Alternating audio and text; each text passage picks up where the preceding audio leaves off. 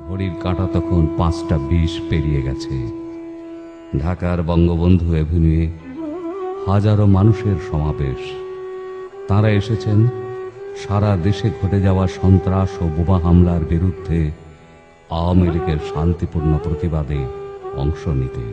বক্তৃতার শেষ পর্যায়ে তখন শেখ হাসিনা, পাশে দাঁড়িয়ে জাতীয় নেতৃবৃন্দ। সমাবেশের পর শুরু হওয়ার কথা ছিল গণমিছিল। অকস্মাৎ অপরাহ্নের আলোয় নেমে এলো মৃত্যুর কালো অন্ধকার। যে ট্রাকটিতে দাঁড়িয়ে বক্তৃতা দিচ্ছিলেন শেখ হাসিনা, তা লক্ষ্য করে শুরু হলো একের পর এক গ্রেনেড নিক্ষেপ। গ্রেনেডের বিকট আওয়াজ, বিস্ফোরণের কালো ধোঁয়া। হঠাৎ আওয়াজ গ্রেনেডের, সঙ্গে সঙ্গে মানে আমাকে সবাই তাড়াতাড়ি বসিয়ে দিল নিচে। আমরা সামনে একটা টেবিলও ছিল, বসে পড়লাম এবং একটার পর একটা মানে গ্রেনেড হামলা হয়েই যাচ্ছে।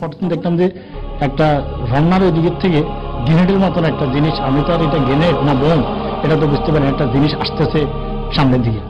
প্রথমে এটা আইসে সিঁড়িতে বাস্ট হয়েছে, দ্বিতীয়টা আইসা পড়ছে যে ঠিক আইবিস আছে এবং গাড়ির থেকে একটু এদিকে আইবিস আছে 2 পায়ের মাঝখানে। 3টা গ্রেনেড পড়ার পরে, 3টা আওয়াজের পরে কিছুটা কয়েক সেকেন্ডের বিরতি, ঠিক তখনই আমাকে আবার বললো যে আমরা তাড়াতাড়ি গাড়িতে করে চলে যাই।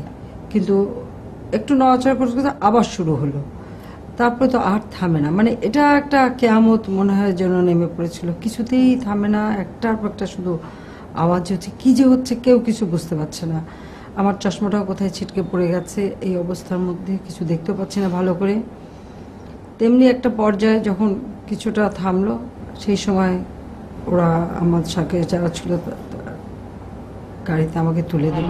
গাড়িতে আপাকে যখন আনতেছে, কিন্তু আমি আপার কাছে তখন আপার চোখে চশমাও নাই, পায়ে স্যান্ডেলও নাই।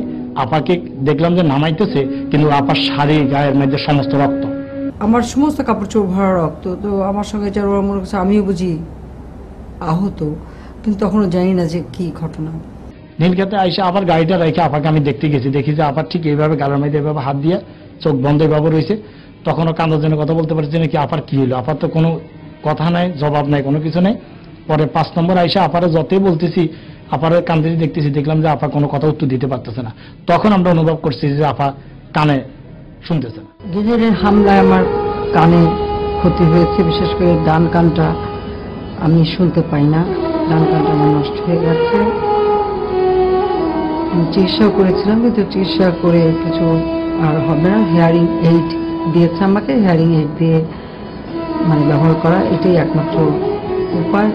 তারপর অসুবিধা হয়, আর সময় কথাবার্তা ভালো করে মানে শব্দগুলি শুনতে পাই, কিন্তু ঠিক কি শব্দটা, এই শব্দটা বোঝা যায় না।